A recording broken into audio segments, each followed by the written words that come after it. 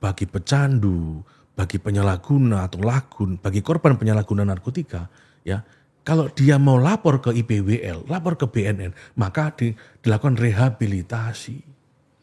Menyerahkan diri. Menyerahkan diri.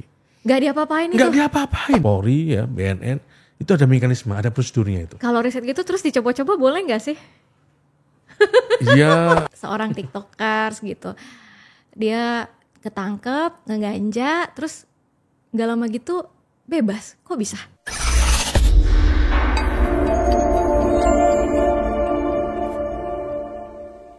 Halo pemuda Indonesia, kembali lagi di podcast Rumah Pemuda, podcastnya para pemuda Indonesia. Salam pemuda, speed, smart, solid. Assalamualaikum warahmatullahi wabarakatuh. Waalaikumsalam warahmatullahi wabarakatuh. Kali ini kita kedatangan narsum yang isunya happening banget. Anak muda. Tentang anak muda banget. Yaitu tentang narkoba. Kalau gitu saya perkenalkan dulu narsum kita pada hari ini, yaitu Bapak Dr. Raden Bogi. Selamat datang Pak di podcast Rumah Pemuda. Terima kasih. Apa kabar? Selamat siang menjelang sore, kabar baik. Kabar baik, alhamdulillah. Aku lihat kan di CV Bapak ini udah melanglang buana lah di BNN. Boleh diceritakan sih nggak sih Pak ini ya? Perjalanan karirnya kemana-kemana aja, ngapain aja nih BNN gitu. Ya. Baik, terima kasih Mbak Hos ya.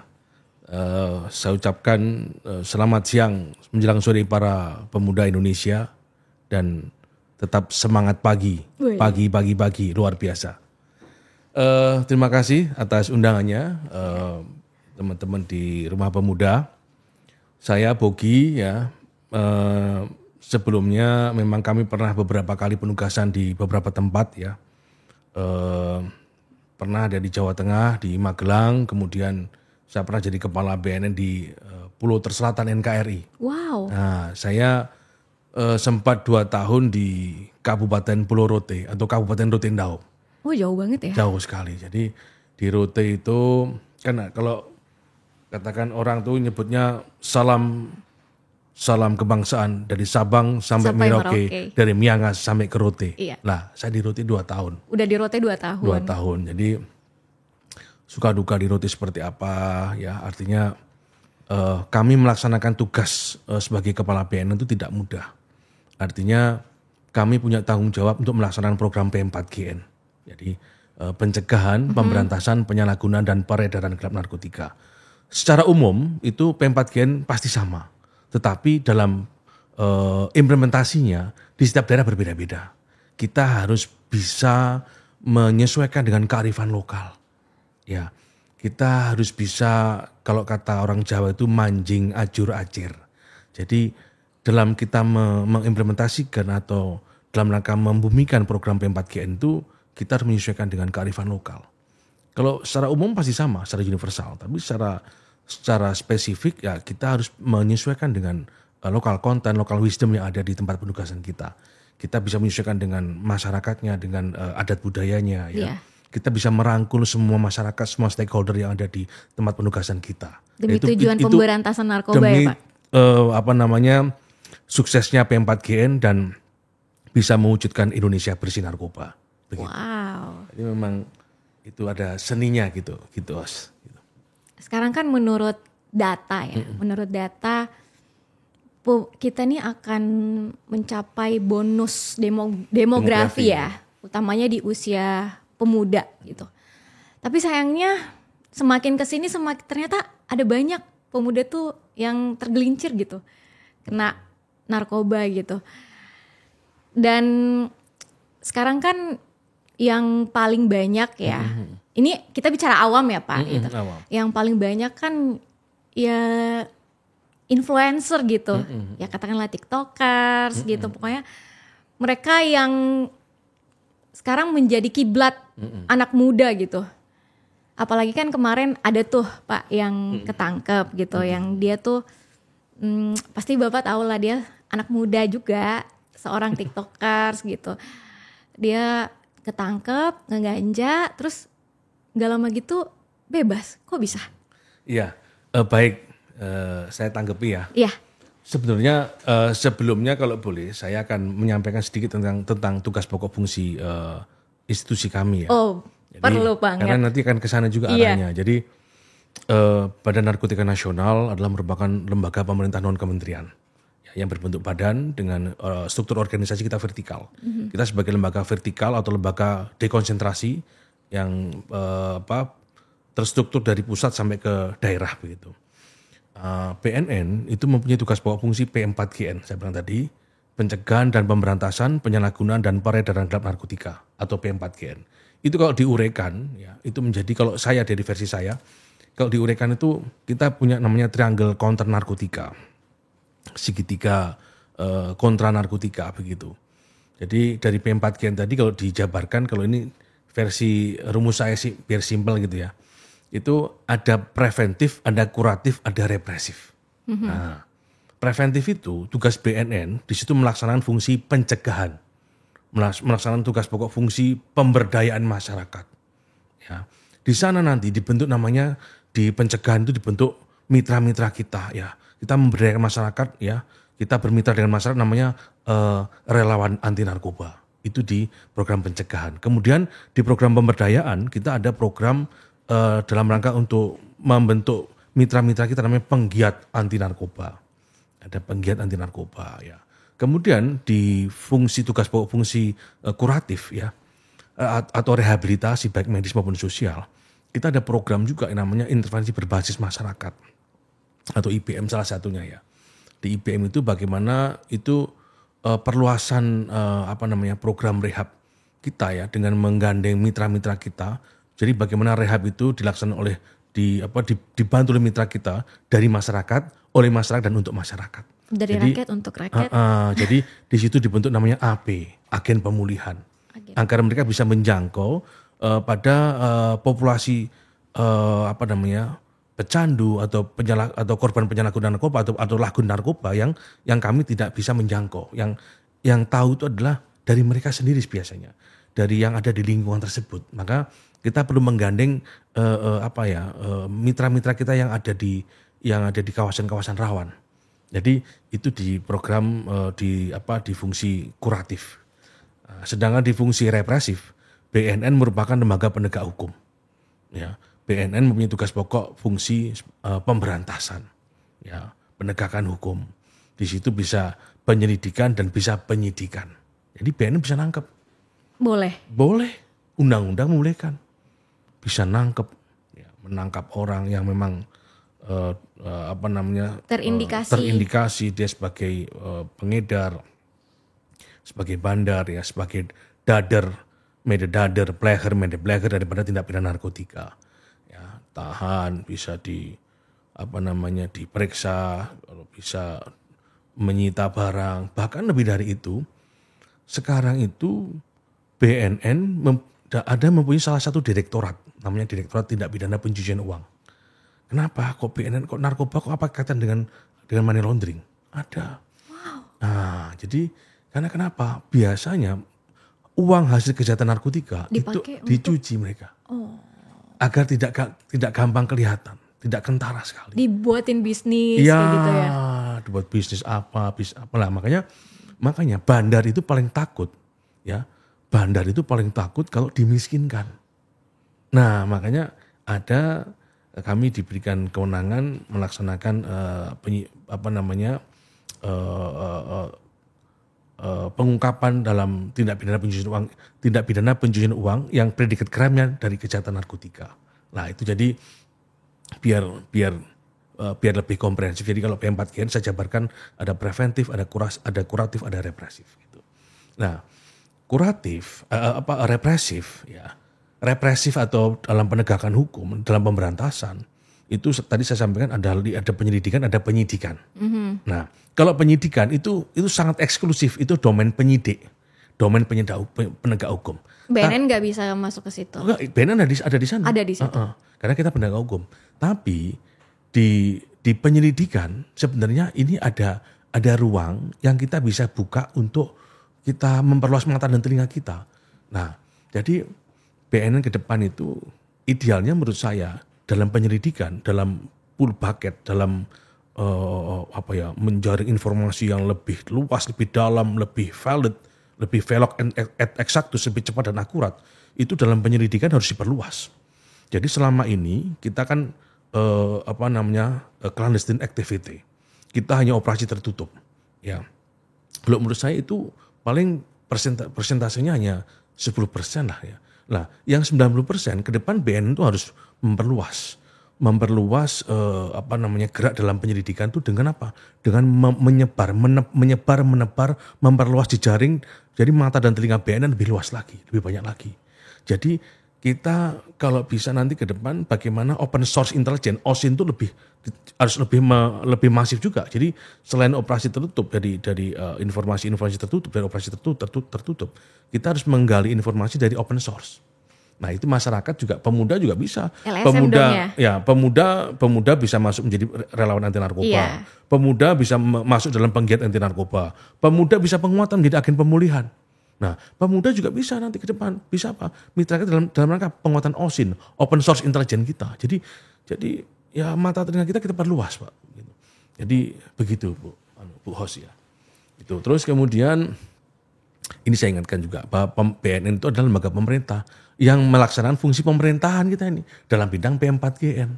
Nah dipikir kadang-kadang orang tuh BNN itu apa sih? BUMN ya? BNN itu apa sih? Kadang BUMD ya? Perusahaan ya? Bukan. BNN itu lembaga pemerintah melaksanakan fungsi pemerintahan dalam bidang P4GN. Tapi dalam melaksanakan fungsi pemerintahan dalam bidang P4GN kita nggak bisa sendiri. BNN lembaga pemerintah. Jadi pemerintah itu apapun termasuk BNN dalam melaksanakan fungsi pemerintahan, ya pemerintahan harus menggandeng pemerintah, swasta dan masyarakat. Harus menggandeng, harus kolaborasi antara pemerintah, civil society, ya dan privat sektor atau swasta. Tiga-tiganya harus kolaborasi. Go bersama, labor bekerja bersama dan sama-sama bekerja dalam rangka apa? Indonesia bersih narkoba. Kita tidak bisa sendiri. Nah, terkait tadi yang pertanyaan tadi bahwa itu yang aku tunggu. Ya, BNN itu ya kita ada ada bijakan peraturan perundang-undangan kita untuk bekerja, namanya Undang-Undang Narkotika, Undang-Undang Nomor 35 Tahun 2009 tentang narkotika. Ya, itulah undang-undang dasar hukum BNN dalam berpijak melaksanakan tugas pokok fungsi pemerintahan dalam bidang P4GN. Itu merupakan dasar hukum BNN dalam kita bekerja melaksanakan fungsi P4GN tadi. Namanya Undang-Undang Nomor 35 Tahun 2009 tentang narkotika. Itu merupakan bentuk manifestasi politik hukum negara. Nah, negara itu kenapa sih kok membentuk badan namanya BNN, ya, membentuk peraturan perundang-undang namanya Undang-Undang Narkotika. Itu sebenarnya itu politik hukum negara. Agar apa? Agar negara itu bisa hadir. Jadi tujuan negara tuh melindungi segenap bangsa dan seluruh tumpah darahnya bisa terwujud. Negara itu salah satunya hadir melindungi segenap bangsa dan seluruh tumpah darahnya. Yeah. Termasuk adanya BNN. Itu manifestasi negara sebenarnya. Perwujudan negara dalam melindungi masyarakatnya. Siapa? Ya seluruh masyarakat Indonesia. Jadi bagi pecandu, bagi penyalahguna atau lagun, bagi korban penyalahguna narkotika, ya kalau dia mau lapor ke IPWL, lapor ke BNN, maka dilakukan rehabilitasi. Menyerahkan diri. Gak diapa-apain itu. Gak diapa-apain. Kan sekarang kalau lapor BNN katanya takut. Ditangkap. Iya ditangkap, di penjara. Itu iya. salah. Ditanya itu gitu kamu dapat barang dari mana. Ya, itu gitu. info yang menyesatkan. Jadi ini salah satu kebijakan negara. Negara mempunyai kebijakan hukum. Jadi namanya adalah dekriminalisasi dan depenalisasi. Itu yang ada di BNN. Iya. Dekriminalisasi bahwa pecandu, penyalahgunaan, korban penyalahgunaan kalau lapor dia ya tidak dianggap sebagai pelaku kriminal. Tidak ada stigma atau labeling sebagai pelaku kejahatan. Terus kemudian berlaku depenalisasi. Depenalisasi, tidak dipenal, tidak dihukum. Jadi pecandu, korban penyalahgunaan itu akan direhabilitasi. Karena mereka itu OS, orang sakit yang wajib direhabilitasi. Negara hadir untuk melindungi itu. Itu kalau pecandu. Asalkan dia lapor. Iya. Ya. Kenapa? Ini teorinya untuk crime without victim. Kejahatan tanpa adanya korban. Atau victimless. Siapa pelaku kejahatannya? Ya pecandu tersendiri. Pecandu tersebut YBS yang bersangkutan. Terus korbannya siapa? Korbannya juga yang bersangkutan. Dia pelaku kejahatan sekaligus jadi korban. Maka negara masih mengampuni, karena dia orang sakit. Karena dianggap dia sakit nih. Sakit nih, OS dia itu, orang sakit. Iya. Gitu. Dia crime without victim. Kejahatan tanpa ada korban. Korbannya siapa? Korbannya yang bersangkutan. Maka negara merehabilitasi. Walaupun nanti hasil Positif. urinnya negatif. Oh tidak. Nah, itu Tidak. tidak. Jadi begini. Kalau penyalahguna pasti positif dong. Kalau dia menggunakan Pecandu. pecandu atau Iya. penyalahguna atau korban penyalahguna. Kalau dites pasti positif dong. Ya kan? Bukannya ada jenis narkoba tertentu yang beberapa hari tuh dia udah hilang gitu. Oh tidak. Pasti akan meninggalkan jejak. Tidak berarti BNN pemeriksaannya nggak harus urin, berarti tidak hanya urin. Gini, biasanya kita lebih banyak pakai urin ya, pakai urin. Tapi bisa dengan metode lain ya, bisa dengan menggunakan rambut seumpama, bisa. Tapi kebanyakan kita pakai urin ya, pakai urin begitu ya. Nah, sebentar, saya perjelas lagi Bu. Terkait dengan tadi. Jadi negara itu ada kebijakan dekriminalisasi, depenalisasi. Ya, ini apa dasar teorinya yaitu crime without victim atau victimless, bahwa pelaku kejahatan narkoba atau pelaku pecandu penyalahguna itu merupakan pelaku kejahatan sekaligus sebagai korban. Maka negara melindungi, itulah. Negara merehab begitu. Ya. Terus kalau begini, nah, negara itu memfasilitasi adanya IPWL, institusi penerima wajib lapor. Ya, itu ada wajib lapor pecandu ada. Nah, bagi pecandu, penyalahguna, korban penyalahgunaan, mereka datang ke IPWL atau datang ke BNN. Pak, saya pakai dong Pak, izin saya lapor, saya pakai apa? Pakai ganja seumpama.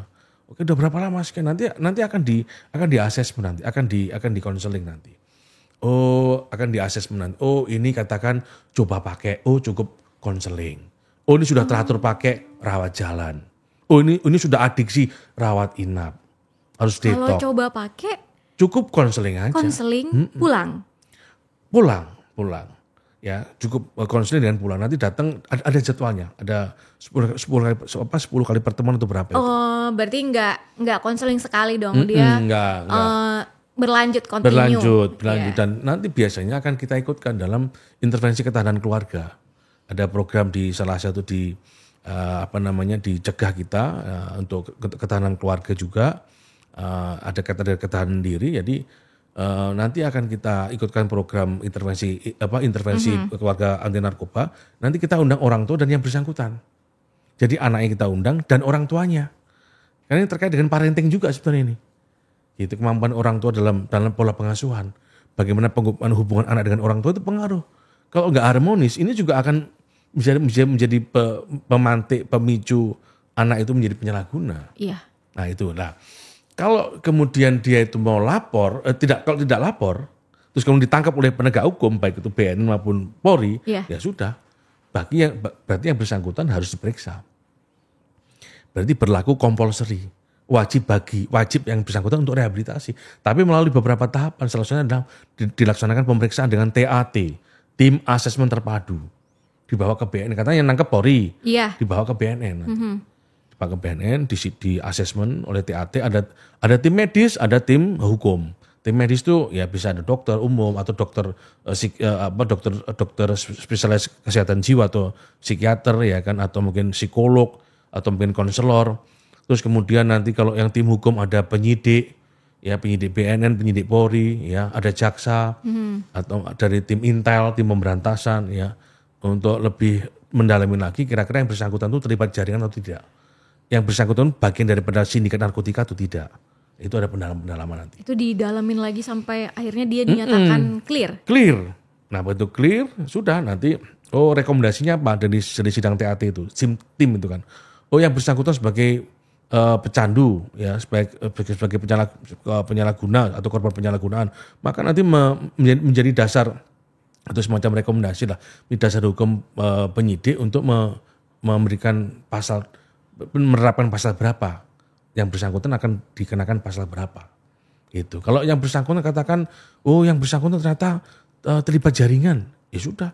Kalau yang bersangkutan pengedar bandar, ya sudah langsung diproses secara hukum. Kalau dia hanya pembeli? Pembeli itu pasti ada, tidak mungkin yang bersangkutan hanya pembeli ansih. Pasti beli itu untuk apa? Untuk dijual lagi atau untuk yang bersangkutan. Nggak mungkin dia beli terus disimpan aja. Pasti apa namanya? Pasti ada niatan pasti ada. Nah, kita menggali mensreanya itu apa, niatnya itu apa yang bersangkutan itu. Nggak mungkin yang bersangkutan hanya membeli doang gitu, membeli ansih begitu. Dan ini ada pendalaman nanti. Berarti kalau TAT itu lebih panjang prosesnya. Karena tim, itu kan tim komprehensif. Dibandingkan dengan menyerahkan diri, datang langsung ke BNN gitu. Kalau datang langsung gampang, langsung nanti ke dengan dokter kita ya, dengan tim konselor kita, langsung ada pendalaman. Oh, ini coba pakai cukup konseling. Oh, ini teratur pakai rawat jalan. Oh, yang bersangkutan ini merupakan pecandu, harus rawat inap. Itu contohnya begitu. Jadi para pemuda Indonesia, tolong kalau mungkin ada anak, menantu, famili, ipar, besan, istri, amfibi ya, atau tetangga, sanak saudara, kolega yang memang ada yang menjadi penyalahguna narkoba, jangan takut datang ke BNN. Menyerahkan diri, lapor maksudnya. Iya, dengan sukarela Dengan sukarela lapor. Pak, Bu, izin saya make. Atau enggak orang tuanya, Pak, Bu, ini anak saya make. Ya. Pakai apa? Pakai katakan ganja, pakai sabu semua. Sudah berapa lama? Sekian. Oke, diperiksa nanti, tes urin. Oh, nanti positifnya apa nih ya? Terus ada pendalaman di situ, ada toolsnya.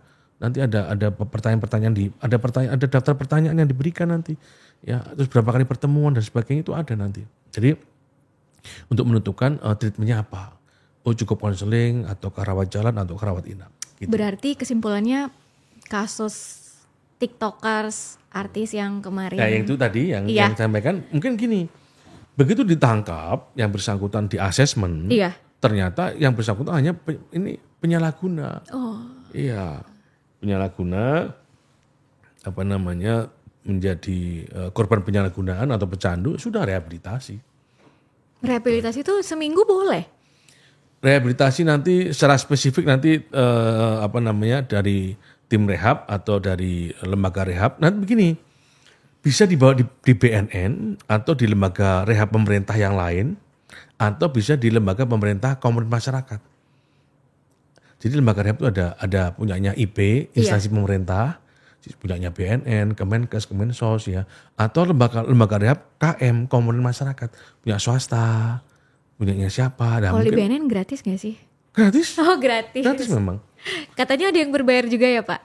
Oh, jadi kalau nggak salah sekarang itu ada kebijakan ada satu tempat memang kalau memang yang mereka mampu boleh istilahnya kayak apa ya tempat yang kalau gini kalau keluarga memang mampu pengen cari tempat yang lebih nyaman ya sesuai dengan kemampuan ekonominya memang nggak silakan gitu. Tapi kalau enggak ya sesuai dengan apa yang milik pemerintah, saya pikir sudah nyaman juga kok di sana. Makan sudah disediain, baju disediain dengan mengikuti program yang sangat komprehensif. Iya. Ya kan sudah disiapkan oleh pemerintah, oleh BNN katakan ya. Itu udah luar biasa kok. Sangat humanis sekali di sana. Wis pokoknya nyaman lah di sana itu, ya kan. Udah standar lah, sudah standar nasional Indonesia, udah SNI, udah ISO bahkan ya. Nah, kalau memang mau lebih dari yang standar tadi ya mungkin bisa di swasta. Mungkin kalau yang private dia pengen sendiri. Boleh. Tapi konsekuensinya mahal. Kalau di swasta mahal begitu kan bayar sendiri. Iya. Jadi nanti kalau keluarga pengen di lembaga rehab A katakan udah nanti bilang ke tim nanti akan ada rekomendasi di rehab di sana gitu. Kalau di rehab boleh dijenguk? Boleh dijenguk. Boleh. Jadi, masa rehab paling cepat tuh berapa lama, Pak? Tergantung case-nya ya, Kalau tadi hanya konseling kan juga sebagai penyalahguna. Dia baru coba pakai ya paling ya berapa kali pertemuan udah selesai. Itu paling mungkin berapa kali pertemuan ya, mungkin 5 kali kah udah selesai. Kalau rawat jalan 10 kali pertemuan selesai. Gitu, Bu. Sekarang kan gerbang masuknya narkoba ini kan bisa dibilang kan kebanyakan ya dari ya katakanlah influencer, orang-orang yang bekerja di bidang entertain gitu. Apakah Bapak setuju gitu? Dan karena gerbangnya di situ jadi dia banyak menginfluence kalangan awam gitu. Oke, ya ini menjadi apa ya? Menjadi concern kita ya. Jadi tokoh-tokoh prominent atau prominent figure, ya, figur prominent atau tokoh menonjol ya, public figure itu memang biasanya menjadi seorang influencer ya. Artinya punya follower kan. Iya. Dan itu bisa mempengaruhi pada followernya. Nah, alangkah baiknya kalau bisa yang bersangkutan itu ya memberikan contoh-contoh yang positif begitu kan. Contoh-contoh yang baik menjadi uswah atau menjadi uswatun, menjadi contoh, menjadi uswatun kan, menjadi contoh ya. Ya sebisa mungkin sebaik mungkin harusnya menjadi contoh yang baik bagi fansnya, bagi followernya atau pengikutnya begitu. Nah, yang permasalahan di sini adalah kalau yang bersangkutan ini seumpama ada perilaku yang menyimpang seumpamanya atau dia sebagai penyalahguna narkoba itu agak repot memang. Nah sebaiknya ya janganlah gitu kan. Andai pun sudah terjadi ya mungkin bisa rehab lah itu, bisa lapor diri ke kita atau di mana segera melakukan rehabilitasi karena seorang penyalahguna narkoba atau pecandu itu tidak ada kata sembuh, adanya pulih. Pulih. Dan itu harus ada upaya. Harus upaya itu mau direhabilitasi. Dan harus ada support tentunya ya. Pecandu narkoba itu bukan aib keluarga loh ya sebenarnya. Bukan apa ya, itu merupakan itu korban sebenarnya. Itu orang sakit yang harus kita selamatkan. Jadi jangan dijauhi dari komunitas, dijauhi dari lingkungan gitu ya. Ada labeling, ada stigma yang negatif, jangan. Itu harus kita selamatkan. Nah, terkadang kalau seumpama ada public figure yang ya mungkin begini sih ya, karena narkoba itu kan salah satu efek daripada zatnya itu kan karena untuk stimulan ya. Mungkin kalau dengan pakai narkoba mungkin lebih pede ya kan. Apa ada Pak? Ya siapa saya kan tahu saya kan. Maksud aku emang ada jenis narkoba tuh yang kalau dipakai kita jadi pede. Ya kan stimulan kan. Rata-rata kan kalau apa namanya memacu apa namanya ya adrenalin ya itu kan menjadi lebih semangat, dia lebih pede tampil di depan umum mungkin ya. Iya. Ya, mungkin salah satu biar nggak kelihatan nervousnya, nggak kelihatan demam panggungnya, mungkin dia pakai bisa aja. Tapi saya pikir nggak perlu lah gitu. Demam panggung itu bisa dilatih lah. Gitu. Jadi jangan sampai lah, kalau menurut saya jangan sampai ada penyalahgunaan narkotika ya. Dan itu tidak baik. Efek ke depan pasti akan mengganggu, akan merusak organ-organ tubuh gitu. Otak pasti rusak ya, jantung, ginjal, hati pasti rusak. Nah itu hanya sesaat aja saya pikir ya. Nah makanya negara itu buat happy aja gitu ya. Happy nggak juga ya menurut saya. Masa sih? Karena itu kan telurnya setan itu narkoba itu kan. Gitu. Iyalah, enggak ada. Ya. Tapi kan bagi yang make dia happy Pak, dia kuat gitu. Narkotika itu dalam undang-undang kan boleh memang untuk dua hal. Oke. Untuk kepentingan kesehatan, untuk pengobatan ya. Yang kedua untuk edukasi, untuk riset, untuk penelitian, untuk kepentingan dunia pendidikan, ya kan. Dua itu aja ya. Selebihnya janganlah gitu. Kalau riset itu boleh. ada ketentuannya? Ada dong. Ada kalau dia katakan riset, katakan narkotika alami, dia riset ganja atau apa, ya harus berizin juga. Minta izinnya ke? Izin ke Polri. Ke BNN juga enggak perlu? Itu nanti ada mekanisme, termasuk ke Kemenkes kalau nggak salah ya. Kemenkes atau ke Kementerian Pertanian atau ke ya Polri ya BNN itu ada mekanisme, ada prosedurnya itu. Kalau riset gitu terus dicoba-coba boleh nggak sih? Ya tentu pasti ada ada mekanismenya, ada prosedurnya. Sebuah lembaga riset dengan aktivitas riset ya atau penelitian itu pasti ada standarnya saya pikir ya. Yang kemudian tidak melampaui. Berarti ada S dan K-nya yang berlaku. Iya, jadi ada standarnya lah begitu ya. Pasti Pak, ada. di-spill dong jenis-jenis narkoba di anak muda nih. Paling banyak pasaran. Nama gaulnya apa gitu? Ya ambil contoh seumpama ganja ya. Ganja itu kan nama nasionalnya ganja begitu ya. Atau nama di dunia internasional bahasa Inggrisnya kan katakan marijuana atau bahasa Latinnya ya. Kalau di anak-anak gaul itu biasanya mereka macam-macam ya. Kalau di dunia sindikat katakan mereka ada katakan ikan biasanya inek. Ya kan, katakan sayur itu sabu, bisa katakan. Oh, sayur tuh sabu. Seumpama katakan atau katakan nama-nama lain ganja yang sering banyak dipakai istilah anak muda ya, yang sebagai penyalahguna maksudnya ya. Itu biasanya ya ada yang namanya gelek lah, ada Gelek itu cimeng. apa sih Pak? Ya itu nama lain ganja. Oh, Ada cimeng lah, ada cimeng ganja juga. ya sama. Itu aliasnya aja. Namanya intinya juga ganja namanya gitu. Kalau diplesetin jadi vape gitu. Oh beda. Beda. Kalau vape itu kan pakai alat bantu. Dia pakai alat elektronik gitu kan. Iya. Nah biasanya kan itu kan yang diekstrak itu kan dia diambil ekstraknya menjadi minyaknya atau diekstrak diambil Yang cairannya diekstrak, atau yang diekstrak apanya minyaknya. nih, ganjanya? Ya kalau memang pernah ada kejadian katanya kemarin kan. Iya. Itu kan ganja katanya diekstrak ya, diambil minyak sebagai oil apa namanya itu hemp oil ya apa ya, minyak ganja lah katakan ya, itu kan tetap ganja. Jadi ganja apapun tetap ganja. Ganja diambil getahnya ya, itu tetap ganja. Kandungannya tetap ada THC-nya. Ganja dijadikan sayur, tetap Ya ganja. tetap ganja, enggak boleh, itu tetap narkotika golongan 1. Ganja diambil daunnya, ganja batangnya, ganja diambil bijinya, tetap ganja. Karena kandungannya di dalam sama, ada kandungan tetrahidrokannabinolnya. Itu ada kandungan ganjanya sama. Mau apapun jenisnya dia tetap ganja. Tetap narkotika golongan 1. Wow. Enggak boleh. Golongannya 1 lagi. Sama sekali enggak boleh itu. Enggak boleh digunakan sama sekali. Gitu Ibu Hos. Ya. Itu. Terus apa lagi? Mungkin peran anak muda. Ya. Kalau kita lihat coba di zaman perjuangan, rata-rata pejuang-pejuang itu anak muda, tentara pelajar, tentara Republik Indonesia pelajar.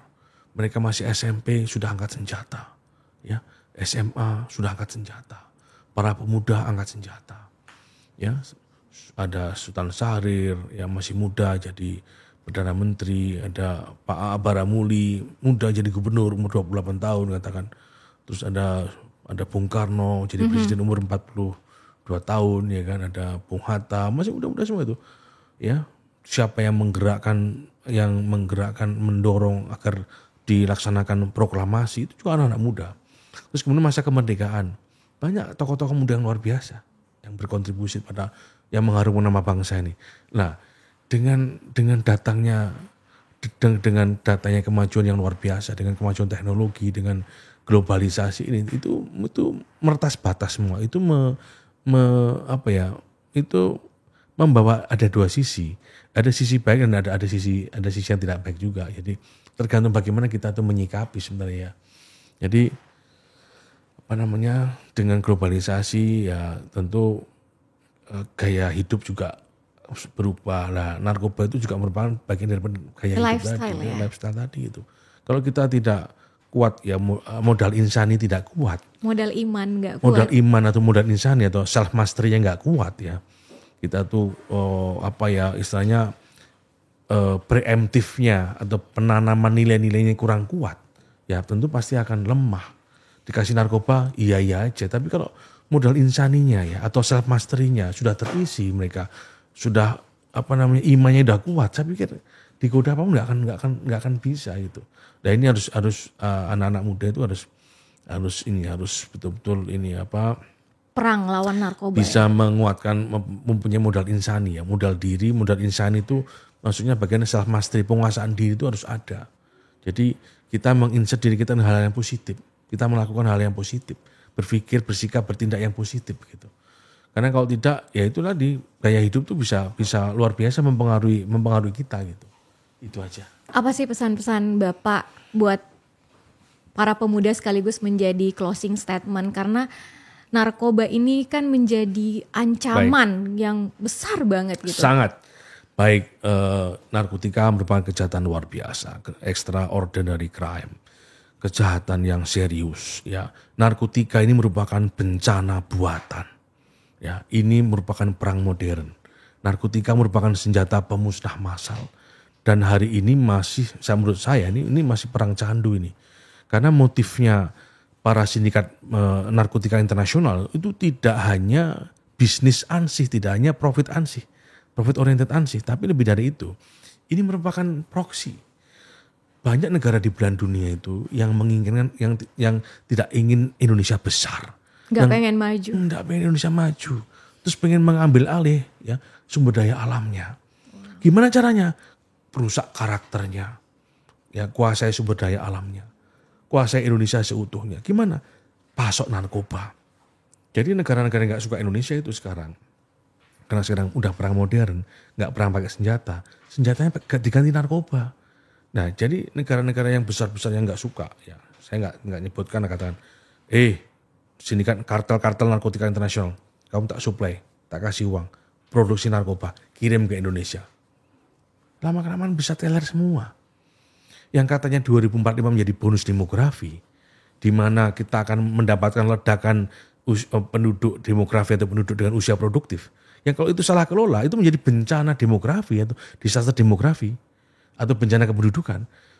Ledakan penduduk, jiwa anak muda, usia produktif, tapi rusak, jadi zombie. Wow. Mereka otaknya udah rusak, ya semua udah rusak, fisiknya udah rusak, maka tidak bisa produktif. Mereka orang sakit, itu menjadi bahaya. Itu menjadi ancaman, karena kalau kita dari sekarang ini tidak menyiapkan bagaimana 2045, karena ini udah ancaman nyata, sekarang ini perang. Ini sudah perang hibrid, Salah satu dengan narkoba. Narkoba merupakan bencana buatan. Narkoba merupakan senjata pemusnah massal. Nah, wahai anak muda, jangan kita berlama-lama dengan zona nyaman. Wahai anak muda, kita jangan terlena dengan comfort zone. Kita harus bangun, karena comfort zone itu adalah zona nyaman yang membunuh. Ya, kalau kita nggak bangun, nggak tersadarkan, maka Indonesia akan habis. Nah, siapa yang punya tanggung jawab? Anak muda sekarang.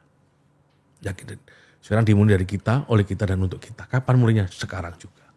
Jadi anak muda punya peran yang luar biasa. Ya, termasuk saya juga masih muda. Ya, Itu aja, terima kasih. Jangan sekali-sekali dekati narkoba. Jangan sekali-sekali dekati narkoba. Ya. Demikian podcast Rumah Pemuda hari ini. Terima kasih, semoga bermanfaat buat kita semua. Akhir kata, Assalamualaikum warahmatullahi wabarakatuh. Waalaikumsalam warahmatullahi wabarakatuh. Terima kasih.